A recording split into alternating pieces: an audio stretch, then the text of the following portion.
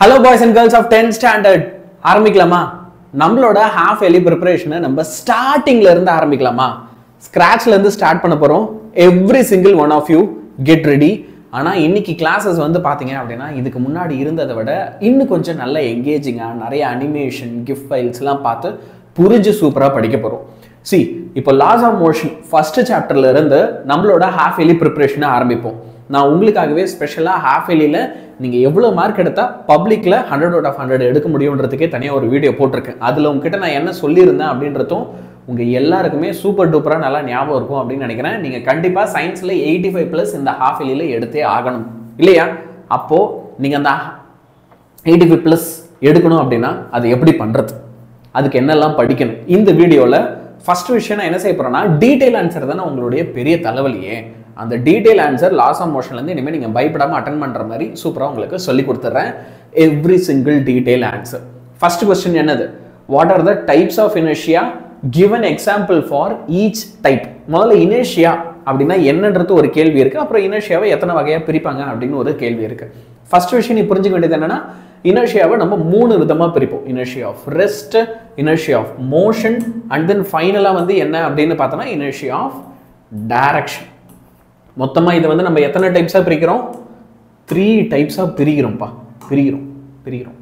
கொஞ்சம் புதுசாக, அதனால் லைட்டாக மக்கர் பண்ணும். சரியா? இப்போ நெக்ஸ்ட் சார், இந்த இனர்ஷியா அப்படின்ற விஷயத்துக்கு ஒரு எக்ஸாம்பிள் சொல்ல முடியுமா அப்படின்னா தாராளமாக சொல்லலாம். நான் 3த்துக்குமே சொல்கிறேன். நம்ம ஸ்டைலில் ஜாலியாகவே கற்றுக்கலாமே. இப்போ இனர்ஷியா ஆஃப் ரெஸ்ட் எடுத்துக்கிட்ட அப்படின்னு வச்சுக்கோங்க. ஒரு பொருள் மேலே ஒரு ஃபோர்ஸ் ஆக்ட் ஆகிற வரைக்கும் அது சும்மா தான் இருக்கும், அது நவுறாது. ஃபார் எக்ஸாம்பிள் இப்போ என் கையில் இந்த ரிமோட் இருக்குன்னா இது மேலே ஒரு ஃபோர்ஸ் ஆக்ட் ஆகிற வரைக்கும் அது நகரவே நராது. என் கையில் இப்படியே சும்மா தான் இருக்கும். நானாக இதை இப்படி ட்விஸ்ட் பண்ணி கீழே போட்டால் தான் அது கீழே விழும். கரெக்டுங்களா? ஓகே. அப்போது இதை நம்ம ரியல் லைஃப்லையுமே கூட எடுத்துக்கலாம். இப்போ உனக்கு ஒரு எக்ஸாம் இருக்குன்னா ஒரு பதட்டமாக படிப்ப, எக்ஸாமே இல்லைன்னா என்ன பண்ணுவேன்? விழுந்து படிச்சுட்டு இருப்பியா இல்லை ரிலாக்ஸாக இருப்பியானா ரிலாக்ஸாக தான் இருப்போம். அப்போது நம்மளை படிக்க வைக்கிறதுக்கு கூட எக்ஸாம்னு ஒரு ஃபோர்ஸ் தேவைப்படுது. இதில் இன்னொரு காமெடி என்ன அப்படின்னா நிறைய பேருக்கு எக்ஸாமே இருந்தாலும் எவ்வளோ முக்கியமான டெஸ்ட் இருந்தாலுமே நம்ம நிறைய நேரத்தில் என்ன பண்ணிடுவோம்? காலையில் எழுந்து பார்த்துப்போம். காலையில் நீங்கள் நம்ம 4 மணிக்கெலாம் எழுந்து படிச்சிடலாம், இப்போ தூங்கிடுவோம் அப்படின்னு கப்புச்சிப்புன்னு போய் படுத்துருவோம். அது உங்களில் எத்தனை பேருக்கு பேக் ஃபயர் ஆயிருக்கு அப்படின்னு உங்களுக்கே தெரியும். ஸோ இனர்ஷியா ஆஃப் ரெஸ்ட்டுக்கு ஒரு பெஸ்ட் எக்ஸாம்பிள் என்ன? ரெஸ்ட்டில் இருக்க ஒரு பொருள் எப்பயுமே ரெஸ்ட்டிலே தான் இருக்கும், அது மேலே ஒரு ஃபோர்ஸ் ஆக்ட் ஆகிற வரைக்கும். அப்போ ஃபோர்ஸ் கண்டிப்பாக ஆக்ட் ஆகணும். இது நான் உங்களுக்கு இப்போ விஷுவலாகவே காமிக்கிறேன் பாருங்களேன். இப்போது இங்கே ஒரு அட்டை இருக்குது, அந்த அட்டை மேலே 2 பால் சும்மா ரெஸ்ட்டில் இருக்குது. இப்போ இந்த பர்சன் என்ன செய்கிறாருன்னா அந்த அட்டையை மட்டும்தான் தள்ளுறாரு, பால்ஸ் அல்ல. அப்போ அட்டை நவுந்துடுச்சு, ஆனால் அட்டை மேலே இருந்த பால்ஸ் நவுறல. அது நவுறாமல் இருந்ததுனால தான் அப்படியே கிராவிட்டியால் தண்ணிக்குள்ளே விழுந்தது. இல்லைனா அது அட்டை கூடயே அதுவும் சேர்ந்து எட்ட போயிருக்கு. இவர் அடிக்கும் போது அந்த அட்டை கூடயே சேர்ந்து அதுவும் என்ன பண்ணியிருக்கணும்? It should have gone far. ஆனால் அப்படி போல.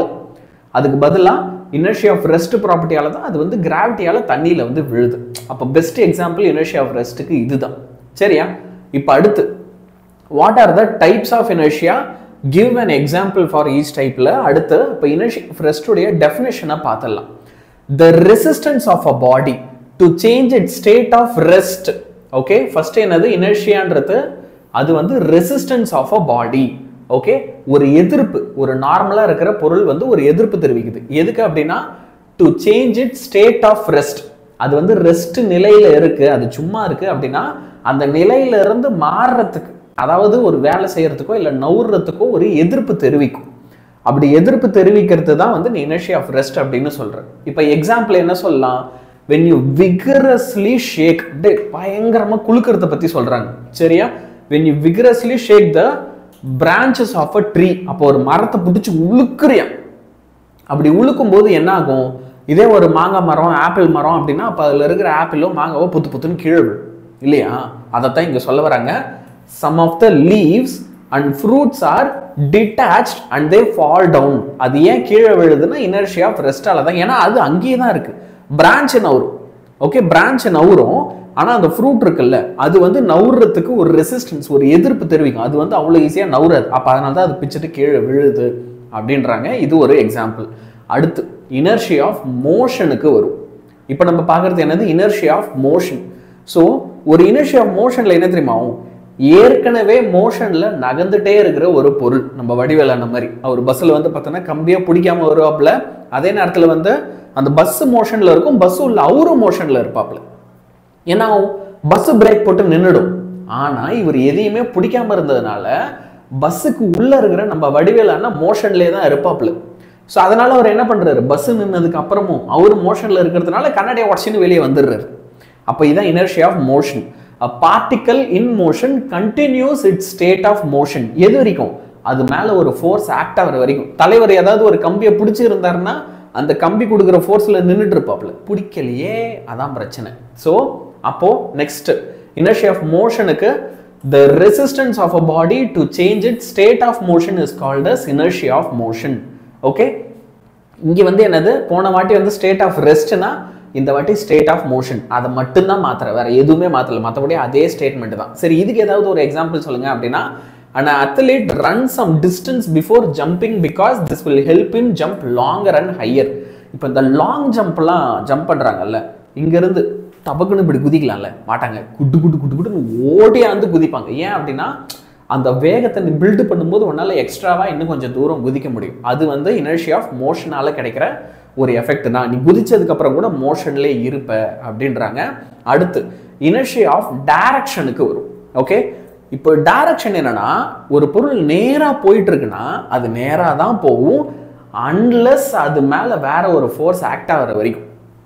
நேரா போகக்கூடிய பொருள் எப்பயும் நேரா தான் போகும், அன்லெஸ் அதை தடுக்கிற மாதிரி அது மேல இன்னொரு ஃபோர்ஸ் ஆக்ட் ஆகிற வரைக்கும். அப்போ அதான் inertia of direction. So the resistance of a body to change its direction of motion is called inertia of motion. என்ன சார், அப்ப ரெஸ்ட், மோஷன், டைரக்ஷன், இந்த மூணு வார்த்தை நான் ஞாபகம் வச்சிருந்தாலே இந்த கொஸ்டினே முடிஞ்சிரும் போலே அப்படின்னா, அட ஆமாண்டா கண்ணா, அவ்வளவுதான். ஓகே, அப்ப இதுக்கு ஏதாவது எக்ஸாம்பிள் சொல்ல முடியுமா சார் அப்படின்னா, when a bus turn towards right, நீ ஒரு பஸ்ல போயிட்டு இருக்க, அந்த பஸ் டிரைவர் அண்ணா வந்து என்ன பண்றாருன்னா பஸ் ரைட் பக்கம் திருப்புறாரு. அப்போ பஸ் எந்த பக்கம் திரும்புதோ நீ அதுக்கு எதிர் திசையில இப்படி சாயும். பஸ் இந்த பக்கம் திரும்பினா நீ வந்து அப்படியே சீட்ல இருக்கிற எல்லாரும் இப்படி இப்படி இப்படி இப்படி சாயும். அதை தான் சொல்ல வராங்க. when the bus turn towards right, the passengers are thrown towards left. ஏன்னா பஸ் ரைட்டுக்கு திரும்பிடுச்சு, ஆனா பஸ் உள்ள இருக்கிற நீ இன்னும் நேரா தான் போற. அப்ப அந்த பஸ் ஒரு ஃபோர்ஸ் அப்ளை பண்ணி ஒன்னு அப்படியே அது கூட திரும்ப வைக்குது. அதனால தான் நீ ஆப்போசிட் டைரக்ஷன்ல சாயற மாதிரி இருக்கு. ஆனா நீ பிராக்டிக்கலா ஆப்போசிட் டைரக்ஷன்ல சாயறியா? இல்ல, நீ நேரா இருக்கிற, பஸ் அந்த மாதிரி பண்ணுது ஒண்ணு, புரியுதா? ஸோ அதுதான் இவங்க என்ன சொல்றாங்க, இனர்ஷியா ஆஃப் டைரக்ஷன் அப்படின்னு சொல்றாங்க. சரியா, இப்போ அடுத்த கொஸ்டினுக்கு வந்துருவோம். State Newton's laws of motion. Okay, இப்போ நியூட்டனுடைய ஃபர்ஸ்ட் லா இருக்குல்ல, இப்போ நீ போன கொஸ்டின்ல 3 இனர்ஷியா படிச்ச. இனர்ஷியா ஆஃப் என்னது, ரெஸ்ட், மோஷன், டைரக்ஷன். இது மூணுத்தையும் பத்தி பேசுறது தான் நியூட்டனுடைய ஃபர்ஸ்ட் லா. சரியா, so this law states that every body continues to be in its state of rest or state of uniform motion. ஒன்று ஒரு பொருள் ரெஸ்ட்ல இருக்குன்னா அது எப்பயுமே ரெஸ்ட்ல தான் இருக்கும், இல்லை மோஷன்ல இருக்குன்னா அது எப்பயுமே மோஷன்ல தான் இருக்கும், unless acted upon by an external force. அது மேல எக்ஸ்டர்னலா ஒரு ஃபோர்ஸ் வந்து ஆக்ட் ஆகிற வரைக்கும் அது எப்பயுமே என்ன பண்ணிட்டு தான் இருக்குமா, ஒன்று அது ரெஸ்ட்ல இருக்குன்னா ரெஸ்ட்லேயே தான் இருக்குமா, இல்லை மோஷன்ல இருக்குன்னா மோஷன்லேயே தான் இருக்குமா. அதை சொல்றது தான் வந்து என்னது, நியூட்டனுடைய ஃபர்ஸ்ட் லா. செம ஈஸியா, இதைத்தான் இவ்வளோ நாளாக சொன்னாங்களா சார்ன்ற மாதிரி தானே நீ ஏன் ஃபீல் பண்ணுற. இப்போ அடுத்த விஷயத்துக்கு வரும். ஓகே, இப்போ நீ இங்கே பார்க்குற விஷயம் இருக்குல்ல, இதை வந்து நம்ம மொமெண்டம் அப்படின்னு சொல்லுவோம். சரியா, இங்கே நீ பார்க்கறது வந்து என்னது, மொமெண்டம். இந்த மொமெண்டம் உடைய ஃபார்முலா வந்து என்னன்னா மாஸ் இன்டு வெலாசிட்டி, யூ இல்லை வி. இங்கே இந்த யூன்ற வார்த்தை வந்து என்னது, வெலாசிட்டி. அப்போ விஏ போடலாமே சார் அப்படின்னா, இல்லை தாராளமாக போடலாம். இங்கே வந்து பார்த்தோன்னா பேசிக்காக எனக்கு 2 மாஸ் இருக்கு. இப்போ இவரை வந்து நான் என்ன செய்ய போறேன் அப்படின்னா M1ன்னு எடுத்துக்க போறேன். இவரோட மாஸ் வந்து எனக்கு M1. இந்த மனுஷன் அப்படியே பறக்கிறாருல்ல, இவரோட மாஸ் வந்து M2ன்னு நான் எடுத்துக்க போறேன்.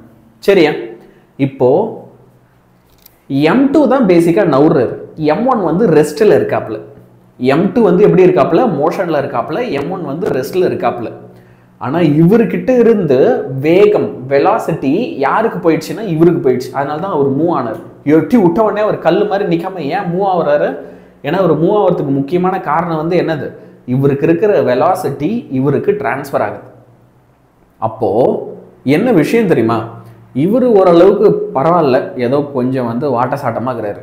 நல்ல குண்டா கொழுக்கு முழுக்குன்னு பயங்கரமாக ஒரு 100 கிலோ இருக்கிற ஒரு பர்சன் ஜம்ப் பண்ணி இவரை எட்டி விட்டார்னா அப்போது மொமெண்டம் டிரான்ஸ்ஃபர் ஆகிறது எப்படி இருக்கும்? அதிகமாக இருக்கும்.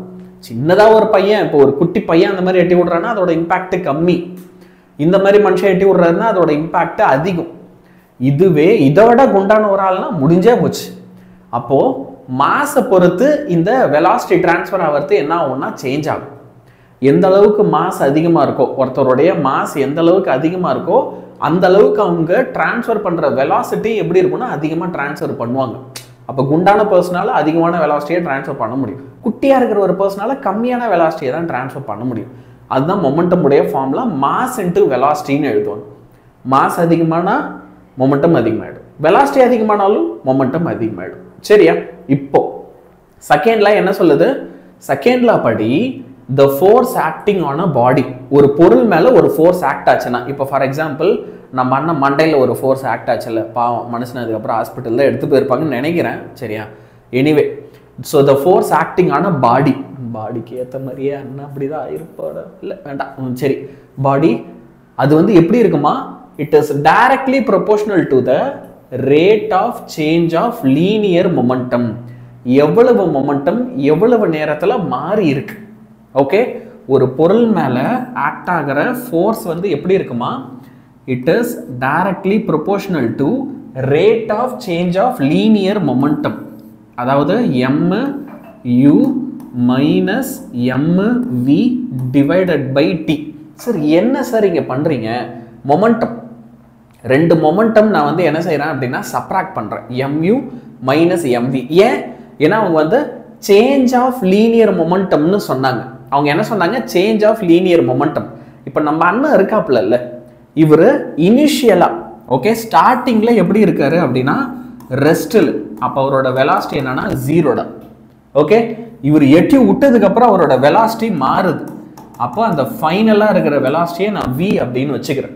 அப்போ இவர்கிட்ட ஸ்டார்டிங்ல இருந்த மொமெண்டம் வேற, எட்டி விட்டதுக்கு அப்புறம் இருக்கிற மொமெண்டம் வேற. அது ரெண்டுத்தையும் மைனஸ் பண்றேன். Change of momentum. அவர்கிட்ட லீனியர் மொமெண்டம் எவ்வளவு மாறி இருக்கு. லீனியர்னா நேர்கோட்டில், சர்க்குலர்னா சர்க்கிள்ல இருந்தா ஆங்குலர்னு சொல்லுவோம், லீனியர்னா நேர்கோட்டில். அப்போ அவங்க ஃபோர்ஸ் வந்து எப்படி இருக்காங்க, எப்படி இருக்கும்ன்றாங்க? Directly proportional to change in momentum. m into initial velocity minus m into final velocity divided by time. ஏன்னா ரேட்டுன்னு சொன்னாங்க, ரேட் ஆஃப் சேஞ்ச். ரேட்டுன்ற வார்த்தையை பார்த்துட்டுனாலே பிசிக்ஸை பொறுத்த வரைக்கும் காசு கிடையாது, டைமால டிவைட் பண்ணணும்னு அர்த்தம். Rate of change of linear மொமெண்டம்னா டைமால டிவைட் பண்ணணும்னு அர்த்தம். So rate of change of linear momentum of the body and the change in momentum takes place in the direction of force. நீ எந்த பக்கம் ஃபோர்ஸ் கொடுக்குறியோ அந்த பக்கம் தான் மூவ்மெண்ட் இருக்கும். இவர் இப்படிக்கா எட்டி விடுறாப்புல அப்படின்னா அப்போ இவர் தலையும் இந்த பக்கம் தான் நவுரும். அதை தான் சொல்ல வராங்க. ஃபோர்ஸ் எந்த பக்கம் இருக்கோ அதே பக்கம் தான் மோஷன் இருக்கும்ன்றாங்க. இது நாங்கள் சிறுபுள்ளைக்கு சொல்கிற மாதிரி இருக்குது. இதெல்லாம் எனக்கு நல்லாவே தெரியுமே அப்படின்னு நீயே சொல்லுவ. ஆமாம், இதெல்லாம் உனக்கு நல்லா தெரிஞ்ச விஷயம்தான். சரியா? இப்போ அடுத்து நியூட்டனுடைய தேர்ட் லாவுக்கு வரும். Okay, third law. இப்போ இந்த தேர்ட் லா வந்து என்ன சொல்லுது அப்படின்னா ஃபார் எவ்ரி ஆக்ஷன். ஓகே, இப்போ இந்த பையன் வந்து பார்த்தோன்னா இந்த பக்கமாக கேஸ் அனுப்புறான், இது ஆக்ஷன் இல்லையா? So for every action there will be an equal and opposite reaction.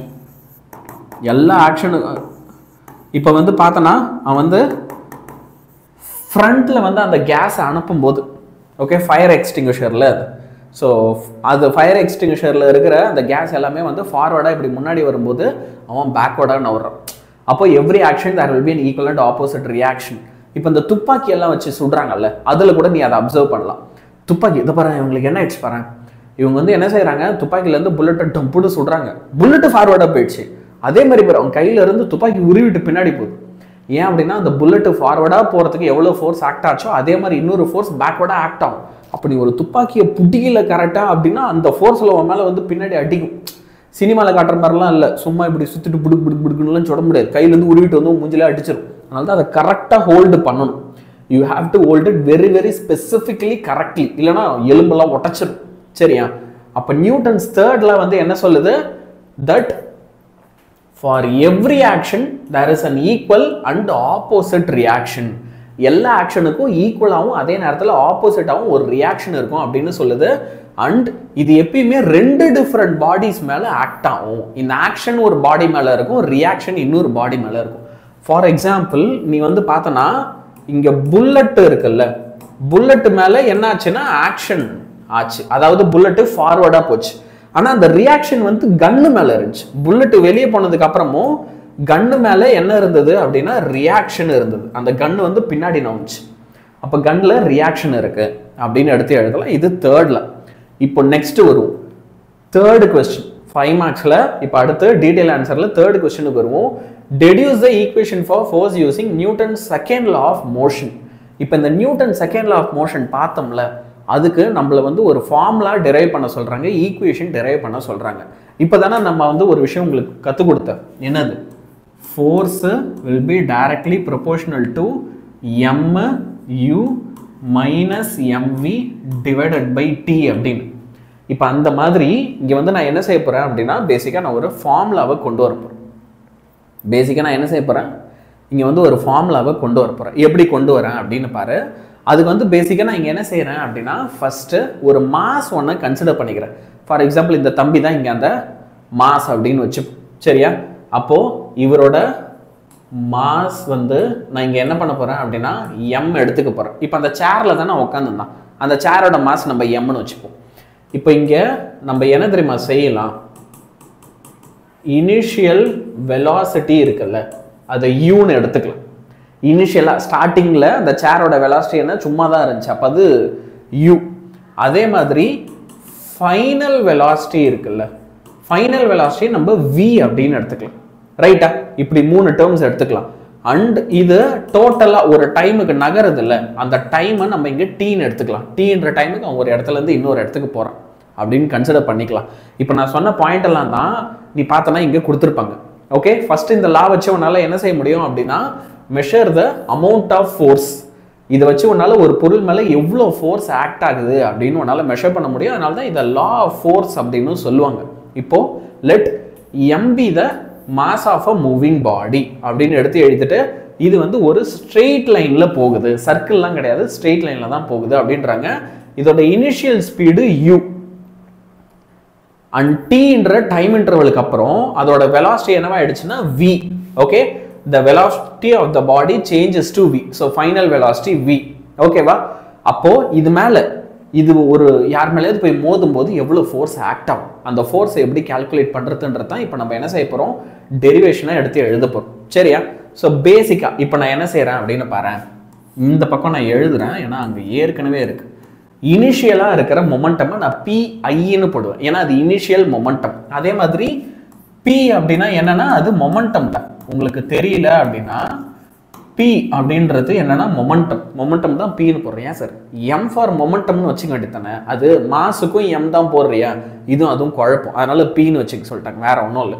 Okay, so இனிஷியலாக இருக்கிற மொமெண்டமை நம்ம எம் இன்ட்டு யூன்னு எழுதுவோம், அப்புறம் ஃபைனலாக இருக்கிற மொமெண்டமை எம் இன்ட்டு வி அப்படின்னு எழுதும். அப்போது இனிஷியல் மொமெண்டம்க்கு எம்யூ, ஃபைனல் மொமெண்டம்க்கு எம்வி. அப்போ சேஞ்ச் இன் மொமெண்டம்னா நான் பிஎஃப் மைனஸ் பிஐன்னு சப்ராக்ட் பண்ணணும். அப்போ நான் என்ன செய்கிறேன், இங்கே எம்வி மைனஸ் எம்யூ இப்படி ரெண்டுத்தையும் சப்ராக்ட் பண்ணுறேன். ஓகே, எனக்கு மொமெண்டம் என்னன்னு தெரியணும்னா நான் இது ரெண்டுத்தையும் என்ன செய்யணும், I have to subtract them like this. சரி, ஆனால் விஷயம் என்ன, ஃபார்முலா அந்த டெஃபினேஷன் நம்ம என்ன சொல்லுவோம், சேஞ்ச் இன் மொமெண்டம் சொல்லுவோமா, ரேட் ஆஃப் சேஞ்ச் ஆஃப் மொமெண்டம்னு சொல்லுவோமா, rate of change of momentum. So Newton செகண்ட்ல படி force is directly proportional to rate of change of momentum. Sir நீங்கள் இது அங்கே சொல்லி கொடுத்த ஃபார்முலா தானே அப்படின்னா, ஆமாண்டா ராசா, அங்கேயே நம்ம அதை படிச்சிட்டோம், திரும்ப இன்னொரு வாட்டி இங்கே ரிவிஷன் தான் பண்ணுறோம், அவ்வளோதான் விஷயமே. அப்போது ஃபோர்ஸு ஓகே, இந்த rate of change of momentum வந்து நீ எப்படி எழுதுவ, சேஞ்ச் இன் மொமெண்டம் பை டைம்னு எழுதுவியா, ரேட்டுன்னுட்டாலே டைமால டிவைட் பண்ணணும் அப்படின்னு நான் சொன்னேன்னா, எங்கெல்லாம் ரேட் வருதோ அங்கே டைமால டிவைட் பண்ணணும். அப்போ நான் என்ன செய்ய போகிறேன், சேஞ்ச் இன் மொமெண்டம்னா M V minus mu divided by டைமுக்கு டி இப்படி எடுத்து எழுத போகிறேன். இப்போது ஒரு ரொம்ப முக்கியமான விஷயம் நான் உனக்கு சொல்லித்தரேன். ஓகே, ரொம்ப ரொம்ப முக்கியமான விஷயம் ஒன்று நான் உனக்கு சொல்லித்தரேன். அது என்ன தெரியுமா, எங்கெல்லாம் இந்த சிம்பிள் இருக்குல்ல, இது வந்து நம்ம ப்ரொபோர்ஷனாலிட்டி சிம்பிள் அப்படின்னு சொல்லுவோம்.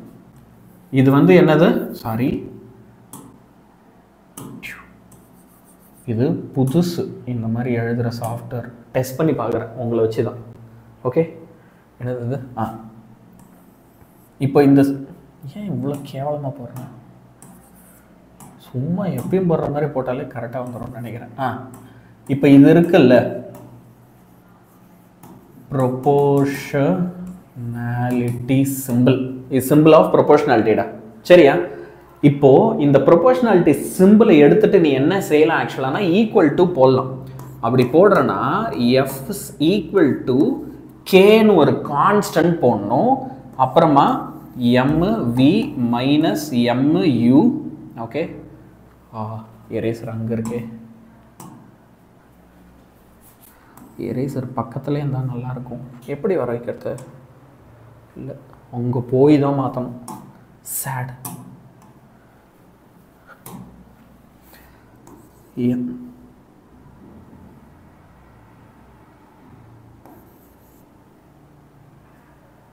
சாரி,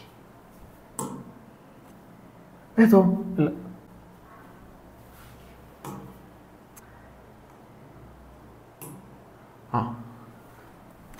இப்போ வந்துடும் MV minus mu divided by இந்த டேர்ம் என்னது டி அப்படின்னு எழுதணும். இவ்வளோ போராட்டம் நம்ம எதுக்கு கஷ்டப்பட்டோம்?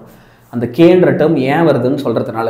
எப்பயுமே நீ ப்ரொபோர்ஷனாலிட்டி சிம்பிள் எடுத்துட்டு ஈக்குவல் டு போட போகிறேன்னா கண்டிப்பாக ஒரு கான்ஸ்டன்ட் நீ ஆட் பண்ணணும். அந்த கான்ஸ்டன்ட்டை பொதுவாக கே அப்படின்னு எடுத்து எழுதுவோம். இப்போது இங்கே கேன்ற தப்ப என்னது ப்ரொபோர்ஷனாலிட்டி கான்ஸ்டன்ட். எல்லா சிஸ்டம் ஆஃப் யூனிட்ஸ்லையும், இந்த உலகத்தில் இருக்கிற எல்லா சிஸ்டம் ஆஃப் யூனிட்ஸ்லையும் இந்த கேவுடைய வேல்யூ வந்து என்ன அப்படின்னா பேசிக்காக 1. the value of k is what? It is 1. அப்போ நம்ம என்ன செய்யலாம்? k உடைய value 1னா f is equal to mv minus mu divided by t அப்படின்னு எழுதலாம். கரெக்டுங்களா? இப்படி எழுதலாம்ல. இப்போ இதில் நான் என்ன தெரியுமா செய்ய போகிறேன்? இப்போ பாரு, மாஸ் இங்கேயும் மாஸ் இருக்குது, இங்கேயும் மாஸ் இருக்குது, காமனாக வெளியே எடுத்துரும். அப்போ எனக்கு என்ன தெரியுமா கிடைக்கும்? v minus u divided by t அப்படின்னு கிடைக்கும். அப்போ தான் எனக்கு இன்னொரு விஷயம் புரியுது. ஆக்சலரேஷனுடைய ஃபார்முலா என்னது? Change in velocity divided by time, இல்லை change in speed by time. ஒன்று ஸ்பீடு இல்லை வெலாசிட்டியை நான் டைமால் டிவைட் பண்ணால் எனக்கு ஆக்சலரேஷன் கிடைச்சிரும். அப்போது v minus u divided by t இருக்குல்ல, இதுதான் acceleration. Change in velocity which is final velocity minus initial velocity divided by அது மாற எவ்வளோ நேரம் ஆச்சு. இப்படி டிவைட் பண்ணினா அதை தான் நீ ஆக்சலரேஷன்னு சொல்லுவ. அப்போ இந்த ப்ராக்கெட்டில் இருக்கிற மொத்த டேர்மும் நீ சிம்பிளாக என்ன செஞ்சிடலாம்? ஆக்சலரேஷன் அப்படின்னு எடுத்து எழுதிடலாம். சரியா? அப்போது ஒரே ஒரு குட்டி ஸ்டெப்போட இந்த கொஸ்டின் முடிச்சிடும்.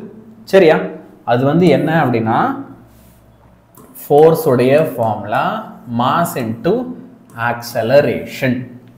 ஃபோர்ஸ் உடைய ஃபார்முலா வந்து என்னது? Mass into acceleration. அவ்வளோதான், அழகாக குட்டியாக எடுத்து எழுதிடும். சரியா? ஸோ எல்லாருக்குமே இந்த ஃபோர்ஸ் உடைய ஃபார்முலா எப்படி வந்திருக்கும்? மாஸ் இன்டு ஆக்சலரேஷன், அது புரியும். ஆனால் இப்போ இங்கே ஆக்சலரேஷன் இருக்குன்னா வெலாசிட்டி சேஞ்ச் ஆகுதா இல்லையா? வெலாசிட்டி சேஞ்ச் ஆகுதா இல்லையா? ஆக்சலரேஷன் இருக்குன்னா ஆகுது. வெலாசிட்டி சேஞ்ச் ஆனால் தான் அங்கே ஆக்சலரேஷன் இருக்கும் இல்லையா? அப்போ வெலாசிட்டி சேஞ்சே ஆகலைன்னா, ஒரு பேச்சுக்கு சொல்கிறேன், இப்போது இங்கே வெலாசிட்டி சேஞ்சே ஆகலைன்னா v மைனஸ் யூ வந்து என்னவாயிடும்னா 0 ஆகிடும். ஏன்னா ரெண்டுமே ஒரே வேல்யூ, அதான் மாறவே இல்லையே. அப்போ 0 எதால டிவைட் பண்ணால் 0. அப்போ ஆக்சலரேஷன் என்னது? 0. அப்போ ஆக்சலரேஷன் 0னா ஃபோர்ஸும் 0. வெலாசிட்டி சேஞ்சே ஆகலைன்னா, ஒரு இடத்துல ஆக்சலரேஷனே இல்லைன்னா அங்கே ஃபோர்ஸே இருக்காது. ஓகே, அப்போது no external forces required to maintain the motion of a body moving with uniform velocity. அதுலேருந்து நான் என்ன புரிஞ்சுக்கிறேன்? அப்போ ஒரு பொருள் ஒரு யூனிஃபார்ம் வெலாசிட்டியில், சேம் வெலாசிட்டியில் போகுது, ஓகே அப்படின்னா அப்போ அங்கே உனக்கு எக்ஸ்டர்னல் ஃபோர்ஸ் தேவைப்படாது. No external forces required. Okay, and when the net force acting on a body is not equal to 0, ஒரு பொருள் மேலே ஆக்ட் ஆகிற அந்த ஃபோர்ஸ் ஒருவேளை 0 இல்லைன்னா அப்போ then definitely velocity of the body change ஆகிட்டு தான் இருக்கும். அப்போ ஒரு பொருள் மேலே ஃபோர்ஸ் ஆக்ட் ஆகுதுன்னா அங்கே வெலாசிட்டி மாறுதா மாறலையா? மாறுது. அப்போ வெலாசிட்டி மாறவே இல்லை, அப்போ அங்கே ஃபோர்ஸ் இருக்கா இல்லையா? இல்லை. அவ்வளோதான். இதை எடுத்து ஒரு பாயிண்டாக எழுதிட்டுனா இந்த கொஸ்டினே முடிஞ்சது. இப்போ இந்த வீடியோவை குவிக்காக பட்டுன்னு புரிஞ்சுக்கணும் அப்படின்னா இன்னும் ஒரு வாட்டி 1.5 டைம்ஸில் பார்த்துரு. இதில் நான் சொல்லிக் கொடுத்த எந்த ஒரு கொஸ்டினுமே உனக்கு என்றைக்குமே மறக்காது. சூப்பராக போய் உன்னால் என்ன பண்ண முடியும்? எக்ஸாமில் எழுதிட்டு வர முடியும். அழகாக இப்போயே ரிவைஸ் பண்ணிடுக்கணுங்களா? சரியா? அடுத்து இதே மாதிரி பயங்கரமாக ஜாலியாக இன்னொரு வீடியோவில் மீட் பண்ணலாம். until then, goodbye from Yaran sir.